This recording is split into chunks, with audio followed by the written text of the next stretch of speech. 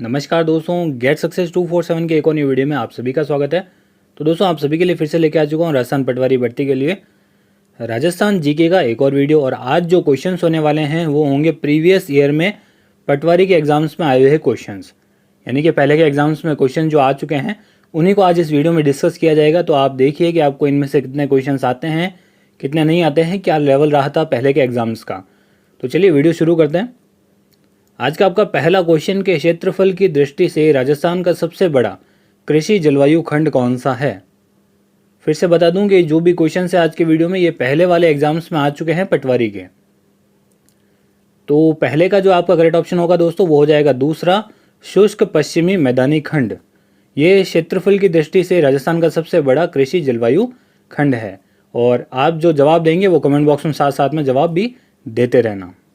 आज का आपका दूसरा क्वेश्चन कि ब्रोच गुजर नामक एक ताम्रपत्र के आधार पर राजपूतों को यूची जाति का वंशज मानते हुए इनका संबंध कुषाण जाति से किसने जोड़ा है। बताइए, चार ऑप्शन आपके सामने हैं। पूरा नहीं लिख सकते तो कमेंट बॉक्स में आप क्वेश्चन नंबर 2 क्या गया ऐसा लिख सकते हैं, जो भी इसका करेक्ट ऑप्शन हो वो आप लिख सकते हैं। इस टाइप से आप जवाब दे दीजिए। तो दूसरे का करेक्ट ऑप्शन दोस्तों आपका तीसरा हो जाएगा, कनिंगम, इन्होंने कहा था। ठीक है ऐसा। आज का आपका तीसरा क्वेश्चन कि किस शिलालेख में चौहानों को वत्स गोत्रीय ब्राह्मण कहा गया है। किस शिलालेख में ऐसा कहा गया है चौहानों को, वो आपको बताना है। तो तीसरे का जो आपका करेक्ट ऑप्शन है दोस्तों वो हो जाएगा बिजोलिया शिलालेख। बिजोलिया शिलालेख के अंदर ऐसा कहा गया है। चलिए चौथे क्वेश्चन की ओर चलते हैं कि रामा, नाथा, छज्जू और सैफू चित्रकला की किस शैली से संबंधित चित्रकार है। यानी कि सिंपल आपको ये बताना है कि किस चित्रकला की शैली से ये सभी संबंधित है। ये जो चित्रकार है किससे संबंधित है, तो जोधपुर शैली से ये संबंधित है दोस्तों। सेकंड ऑप्शन आपका यहाँ पे करेक्ट हो जाएगा। आज का आपका पांचवा क्वेश्चन कि चिड़ावा का गांधी किसे कहा गया है। और जल्दी दोस्तों ऐसे उपनाम वाले जो क्वेश्चन हैं, जितने भी उपनाम वाले लोग हैं उनका एक अलग से वीडियो आएगा राजस्थान जीके का, वो भी आप जरूर देखना। तो चिड़ावा का गांधी किसे कहा गया है, मास्टर प्यारेलाल गुप्ता को। तीसरा ऑप्शन आपका यहाँ पे करेक्ट होगा। चलिए छठे क्वेश्चन की ओर चलते हैं कि मारवाड़ पब्लिक सोसाइटी ऑर्डिनेंस कब जारी किया गया। कौन से ईयर में जारी किया गया ये आपको यहाँ पे बताना है। मारवाड़ पब्लिक सोसाइटी ऑर्डिनेंस तो कब जारी किया गया दोस्तों, 1934 में, 1934 ईस्वी में, यानी कि चौथा ऑप्शन आपका यहाँ पे करेक्ट होगा। आगे देखते हैं सातवां क्वेश्चन के राजस्थान में पहली विधानसभा का समय क्या है। ये क्वेश्चन मैं भी आपको पहले करवा चुका हूँ अपने पहले वाले वीडियोस में कि राजस्थान की पहली विधानसभा जो हुई थी वो किस समय में हुई थी, कौन से टाइम पीरियड के बीच में हुई थी, वो आपको बताना है। तो देखिए ये हुई थी 1952 से लेके 1957 के बीच में, ये इसका टाइम पीरियड था, यानी कि पहला ऑप्शन आपका यहाँ पे करेक्ट होगा। चलिए आठवें क्वेश्चन की ओर चलते हैं कि श्रीमती वसुंधरा राजे राजस्थान के प्रथम बार मुख्यमंत्री किस समय के मध्य रही थी। बताइए, वसुंधरा राजे जो मुख्यमंत्री रही थी राजस्थान की वो पहली बार रही थी, उस समय टाइम पीरियड क्या था, कौन से ईयर से लेके कौन से ईयर के बीच में रही थी। तो दोस्तों ये रही थी 2003 से लेके 2008 के मध्य, ये टाइम पीरियड था। अच्छा, एक क्वेश्चन मैं आपसे यहाँ पे पूछता हूँ कि वसुंधरा राजे राजस्थान की जो दूसरी बार मुख्यमंत्री रही थी उसका टाइम पीरियड बताइए कमेंट बॉक्स में। यानी कि 2008 के बाद ही होगा, 2008 के बाद कांग्रेस आ गई थी फिर से, उसके बाद आई थी वापस बीजेपी, तो उस समय उनका कार्यकाल रहा था, उसका ईयर आपको बताना है कमेंट बॉक्स में। ठीक है, ये क्वेश्चन आपके लिए है।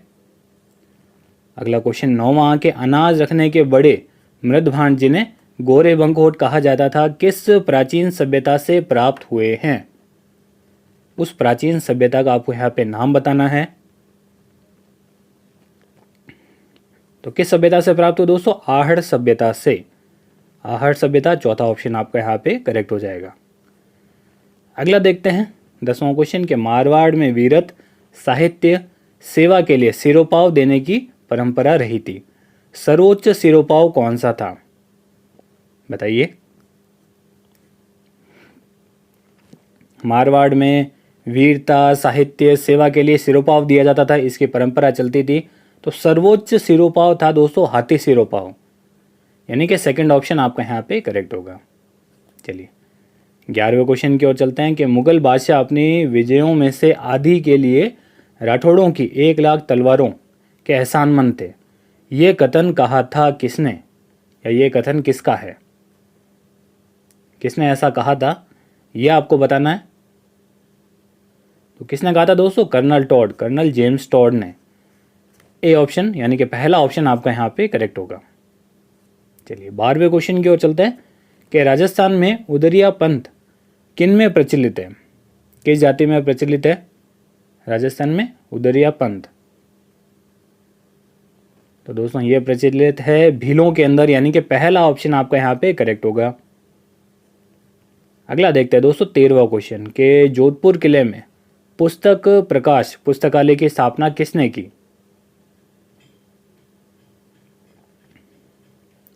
तो दोस्तों ये की थी मान सिंह ने। तीसरा ऑप्शन आपका यहाँ पे करेक्ट होगा। आगे देखते हैं 14th क्वेश्चन के मेवाड़ पुकार 21 सूत्री मांग पत्र का संबंध किससे था? मेवाड़ पुकार 21 सूत्री मांग पत्र बहुत इंपॉर्टेंट क्वेश्चन है, बहुत बार एग्जाम्स में आ भी चुका है, अलग अलग एग्जाम्स में आ चुका है। इसका संबंध किससे था? तो दोस्तों इसका संबंध था मोतीलाल तेजावत से। पहला ऑप्शन आपका यहाँ पे करेक्ट हो जाएगा। चलिए अगले क्वेश्चन की ओर चलते हैं कि राजस्थान की किस रियासत को पंडित जवाहरलाल नेहरू ने विश्व का 8वां आश्चर्य कहा था? राजस्थान की कौन सी रियासत को कहा था पंडित जवाहरलाल नेहरू ने विश्व का 8वां आश्चर्य? यह कहा था जैसलमेर को। पहला ऑप्शन आपका यहाँ पे करेक्ट होगा। अगला क्वेश्चन 16वां के अपवाह क्षेत्र के विस्तार की दृष्टि से राजस्थान के नदी तंत्र का सही आरोही क्रम क्या होगा? आरोही क्रम क्या होगा आपको यहाँ पे बताना है। अपवाह क्षेत्र के विस्तार की दृष्टि से राजस्थान के नदी तंत्र का आरोही क्रम यानी कि असेंडिंग ऑर्डर, छोटे से बड़ा। अगर आपको एक भी क्रम पता है तो आप आराम से निकाल सकते हो, यानी कि आपको नदियों का अगर अपवाह क्षेत्र पता है कि सबसे बड़ा किसका है, सबसे छोटा किसका है, तो आप आराम से निकाल सकते हो। कोई यहाँ पे आपके लिए दिक्कत की बात नहीं होगी। तो देखिए 16वें का जो 4 ऑप्शन आपको दे रखे हैं चारों ही गलत है। ये क्वेश्चन मैंने इसीलिए आपके लिए यहाँ पे लिया है ताकि आपको पता चल सके कि एग्ज़ाम में गलत ऑप्शन का क्वेश्चन भी आ जाता है कई बार। तो उसे या तो छोड़ दीजिए या करते हैं तो आपको बोनस मिल जाता है, जो भी है वो आगे की बात है। और यहाँ पे इसका जो सही जवाब है वो मैं आपको बता देता हूँ। सबसे बड़ा अपवाह क्षेत्र, मैं बड़े से छोटा बता रहा हूँ, आप छोटे से बड़ा अपने आप ऑर्डर में लिख लेना। मैं बड़ा बता रहा हूँ। सबसे बड़ा जो अपवाह क्षेत्र है राजस्थान में वो है बनास नदी का, उससे छोटा है लूनी नदी का, उससे छोटा है चंबल का, और उससे छोटा है माही नदी का। यानी कि मैंने आपको बता दिया है बड़े से छोटा, और यहाँ पूछा है आरोही क्रम यानी कि छोटे से बड़ा। तो अब निकाल लीजिए। ना तो आपको यहाँ पे इन 4 ऑप्शन में आरोही क्रम देखने को मिलेगा इसका सही, ना अवरोही क्रम देखने को सही मिलेगा। तो आप ये याद रखना कि सबसे बड़ा जो अपवाह क्षेत्र है वो बनास नदी का है, उससे थोड़ा छोटा है लूनी का, उससे थोड़ा छोटा है चंबल नदी का, और उससे थोड़ा छोटा है माही नदी का।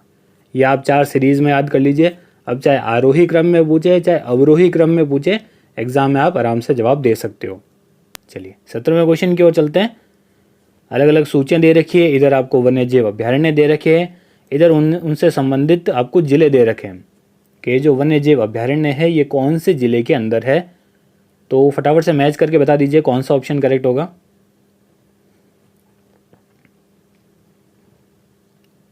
बंदबारेट, सीता माता अभ्यारण्य, नाहरगढ़, फुलवारी की नाल, ये सभी कहाँ पे है? फटाफट से मैच कीजिए और करेक्ट ऑप्शन बताइए। चलिए साथ साथ में करते हैं। यहाँ पे सी ऑप्शन करेक्ट होगा, ये मैं आपको बता देता हूँ। तो ए का हो जाएगा आपका 3, यानी कि ए का 3 क्या है? बंदबारेट क्या है? भरतपुर। ये कहाँ पे? भरतपुर के अंदर है। बी का 4 हो जाएगा सीता माता, कहाँ पे है? चित्तौड़गढ़ में। और चित्तौड़गढ़ के साथ साथ 2 और जिलों में इसका विस्तार है सीता माता अभ्यारण्य का, वो है चित्तौड़गढ़, प्रतापगढ़ और उदयपुर। यहाँ पे एक ही उनमें से ऑप्शन दे रखा है, तो कोई बात नहीं, वो भी सही है। चलिए सी का हो जाएगा 1, नाहरगढ़ का हो जाएगा जयपुर। ठीक है, नाहरगढ़ अभ्यारण्य कहाँ पे है? जयपुर के अंदर। फुलवारी की नाल लास्ट बच गया जो कि आपका हो जाएगा उदयपुर, डी का हो जाएगा 2। ठीक है। बंद बारेट कहाँ पे है? भरतपुर में। फिर से बता देता हूँ, सीता माता अभयारण्य है चित्तौड़गढ़, इसके अलावा प्रतापगढ़ उदयपुर में भी है। नाहरगढ़ की यहाँ पे बात करें तो वो है जयपुर के अंदर। फुलवारी की नाल की यहाँ पे बात करें तो वो है उदयपुर में। समझ में आ गया? आगे देखते हैं 18वां क्वेश्चन कि राजस्थान में लिग्नाइट कोयला उत्पादन में प्रमुख क्षेत्र कहाँ पे स्थित है? लिग्नाइट कोयला उत्पादन, इनके प्रमुख क्षेत्र बताने हैं आपको इन चारों ऑप्शन में से कौन से सही है। तो देखिए ए ऑप्शन आपका यहाँ पे करेक्ट हो जाएगा, कपूरडी, मेड़ता और बरसिंगसर। देखिए कपूरडी जो एरिया है, क्षेत्र है, वो है बाड़मेर के अंदर। ये कहाँ पे है? बाड़मेर में। मेड़ता आप सभी को पता है नागौर में आता है। बरसिंगसर की यहाँ पे बात करें तो वो है बीकानेर में। ठीक है, बरसिंगसर कहाँ पे है? बीकानेर में। तो ये सभी हो गए, ये ऑप्शन आपका यहाँ पे करेक्ट होगा।